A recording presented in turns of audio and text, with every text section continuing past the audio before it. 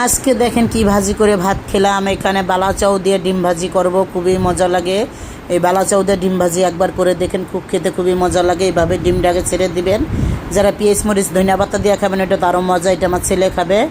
তাই আমি পেঁয়াজ মরিচ আর ধনিয়া পাতা দিলাম না, পেঁয়াজ মরিচ ধনিয়া পাতা খায় না, বালা চাউটা খুব পছন্দ করে। ডিমটা গুলাইয়া প্রথমে লবণ দিয়ে গুলাইয়া তাওয়ায় তেল দিয়ে সরষের তেল দিয়ে আমি ছেড়ে দিয়েছি। ছেড়ে দিয়ে তারপরে ডিমটা ছেড়ে দিলাম। ডিমটা ছেড়ে দিয়ে তারপরে যে বালা চাউগুলো উপর দিয়ে দিলাম। বালা চাউগুলোর ডিমটা হাফ হয়ে যাওয়ার পরে, হাফ সিদ্ধ হয়ে যাওয়ার পরে তারপরে আমি বালা চাউটা দিয়ে দিচ্ছি। দেখেন বালা চাউটা খুব সুন্দর করে বিছাই দিতেছি। এইটা তারপরে একটু গরম হইলে আমি উল্টেই দিব, একটু হালকা ভাজা হইলে এখন উল্টেই দেবো। দেখেন উল্টেই দিচ্ছি কীভাবে, খুব সুন্দর হয়েছে। সেকটা কারে লাল হয়ে গেছে, এইভাবে কড়া করে ভেজে নেবেন। আর পেঁয়াজ মরিচ ধনিয়া পাতাটা ভেজে খাবেন, ওইটা আরও সুন্দর, আরও মজা লাগে। এখানে তো ছেলের জন্য করেছি, তাই পেঁয়াজ মরিচ আমি দিই নিয়ে যে এটা ঢেলে নিতে আসি। একটু আপনাদের খেয়ে দেখাচ্ছি কীরকম হয়েছে। খুবই মচমচে হয়, খুবই মচমচে হয় ডিমটা, খেতেও খুব মজা লাগে। ভালো লাগলে একবার খেয়ে আমাকে জানাবেন কেমন হয়েছে।